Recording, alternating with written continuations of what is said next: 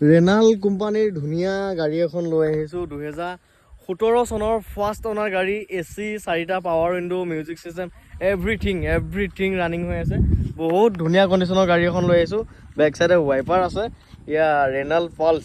bumper to bumper original পেইণ্টৰ গাড়ী আমাৰ নগাঁও ৰেজিষ্ট্ৰেশ্যনৰ হয় বহুত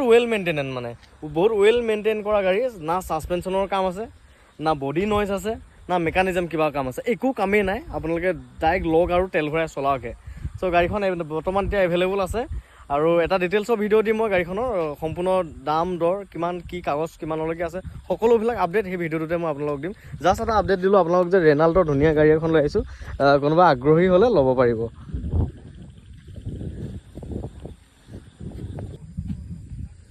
ৰেনাল কোম্পানীৰ ধুনীয়া গাড়ী এখন লৈ আহিছোঁ 2017 চনৰ ফাৰ্ষ্ট অনাৰ গাড়ী AC 4টা